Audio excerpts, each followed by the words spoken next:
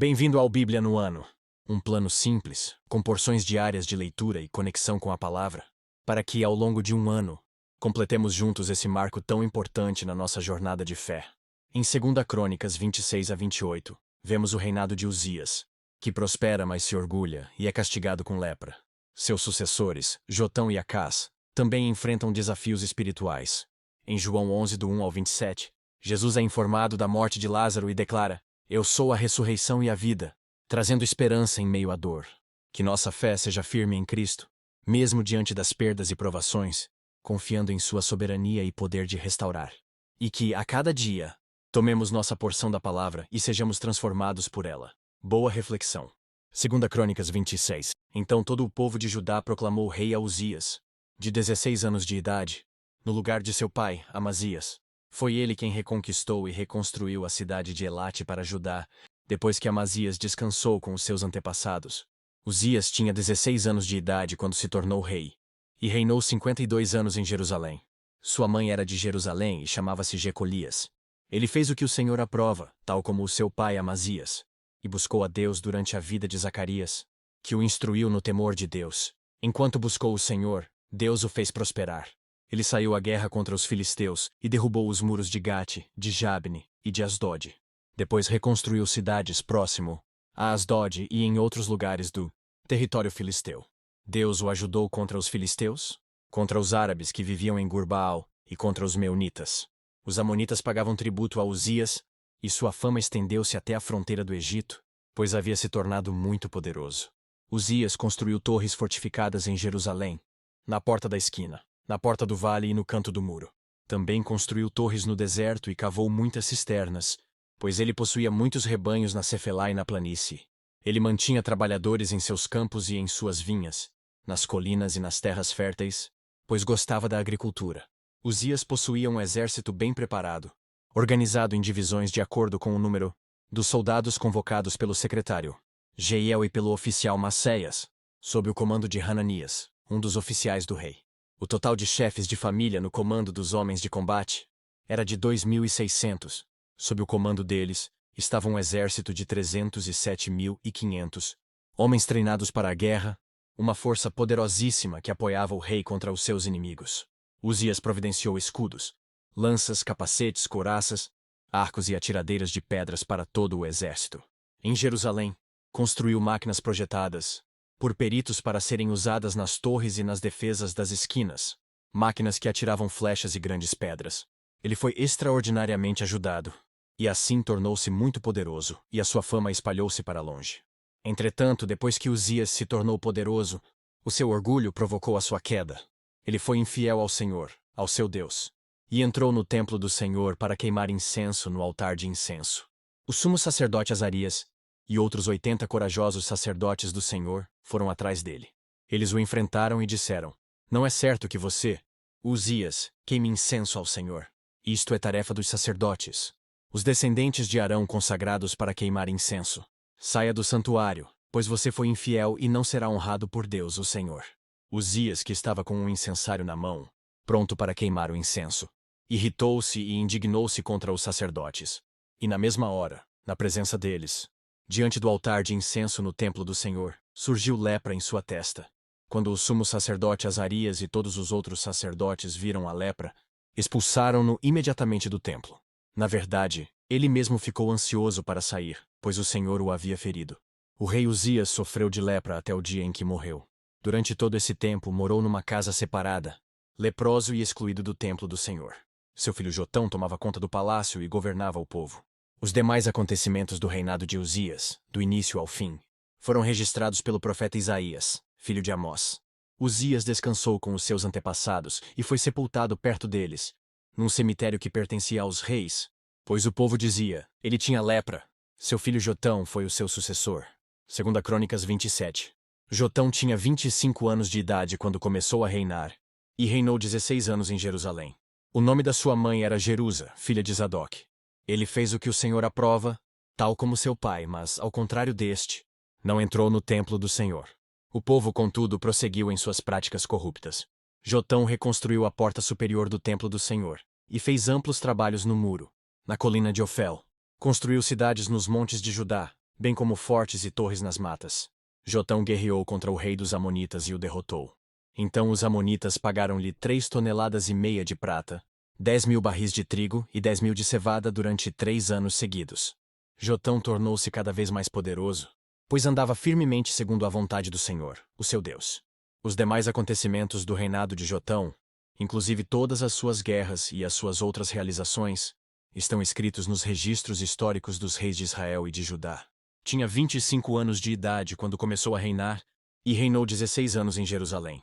Jotão descansou com os seus antepassados e foi sepultado na cidade de Davi. Seu filho Acaz foi o seu sucessor. 2 Crônicas 28. Acaz tinha 20 anos de idade quando começou a reinar, e reinou 16 anos em Jerusalém. Ao contrário de Davi, seu predecessor, não fez o que o Senhor aprova.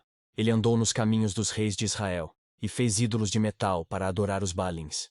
Queimou sacrifícios no vale de Ben-Hinnom, e chegou até a queimar seus filhos em sacrifício, imitando os costumes detestáveis das nações, que o Senhor havia expulsado de diante dos israelitas. Também ofereceu sacrifícios, e queimou incenso nos altares idólatras, no alto das colinas e debaixo de toda árvore frondosa. Por isso o Senhor, o seu Deus, entregou-o nas mãos do rei da Síria. Os arameus o derrotaram. Fizeram muitos prisioneiros entre o seu povo e os levaram para Damasco. Israel também lhe infligiu grande derrota.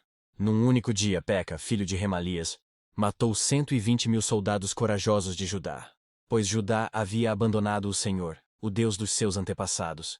Zicri, guerreiro efraimita, matou Maazéias, filho do rei, Asricão, oficial encarregado do palácio, e Elcana, o braço direito do rei. Os israelitas levaram para Samaria 200.000 prisioneiros dentre os seus parentes, incluindo mulheres, meninos e meninas. Também levaram muitos despojos. Mas um profeta do Senhor chamado Oded estava em Samaria e saiu ao encontro do exército. Ele lhes disse: estando irado contra Judá, o Senhor, o Deus dos seus antepassados, entregou-os nas mãos de vocês. Mas a fúria com que vocês os mataram chegou aos céus. E agora ainda pretendem escravizar homens e mulheres de Judá e de Jerusalém. Vocês também não são culpados de pecados contra o Senhor, o seu Deus. Agora ouçam-me. Mandem de volta seus irmãos que vocês fizeram prisioneiros, pois o fogo da ira do Senhor está sobre vocês. Então Azarias, filho de Joanã, Berequias, filho de Mesilemote, Jeisquias, filho de Salum, e Amasa, filho de Radlai, que eram alguns dos chefes de Efraim, questionaram os que estavam chegando da guerra, dizendo: não tragam os prisioneiros para cá. Caso contrário, seremos culpados diante do Senhor. Vocês querem aumentar ainda mais o nosso pecado e a nossa culpa? A nossa culpa já é grande, e o fogo da sua ira está sobre Israel. Então os soldados libertaram os prisioneiros, e colocaram os despojos na presença dos líderes e de toda a assembleia. Os homens citados nominalmente apanharam os prisioneiros, e com as roupas e as sandálias dos despojos, vestiram todos os que estavam nus. Deram-lhes comida, bebida e bálsamo medicinal. Puseram sobre jumentos todos aqueles que estavam fracos. Assim os levaram de volta a seus patrícios residentes em Jericó, a cidade das palmeiras, e voltaram para Samaria. Nessa época, o rei Acaz enviou mensageiros ao rei da Assíria para pedir-lhe ajuda. Os edomitas tinham voltado a atacar Judá fazendo prisioneiros, e os filisteus atacaram cidades na Cefelá e no sul de Judá. Conquistaram e ocuparam Bet-Semes, Aijalon e Gederote, bem como Socó, Timna e Dinzo, com os seus povoados ao redor.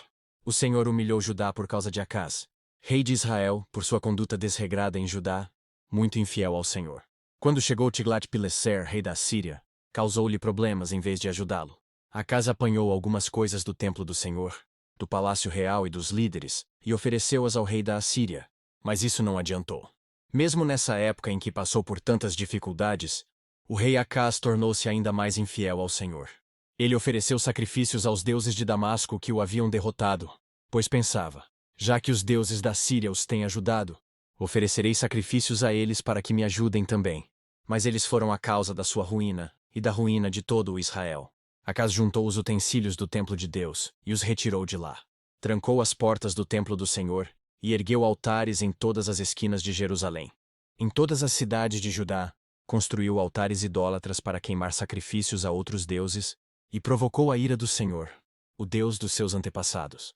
Os demais acontecimentos de seu reinado e todos os seus atos do início ao fim estão escritos nos registros históricos dos reis de Judá e de Israel.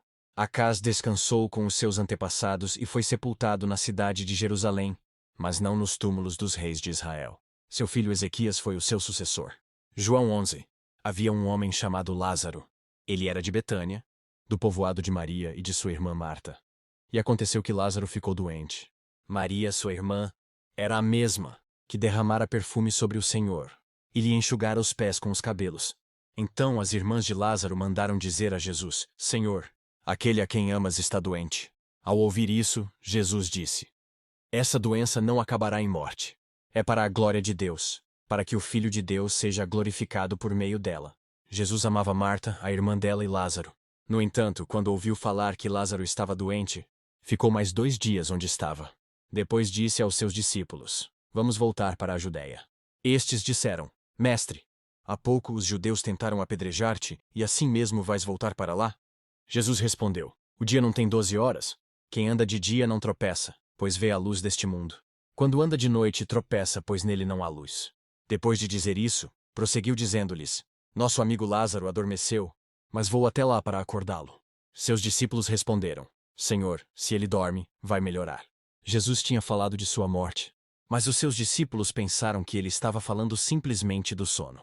Então lhes disse claramente: Lázaro morreu, e para o bem de vocês, estou contente por não ter estado lá, para que vocês creiam. Mas vamos até ele.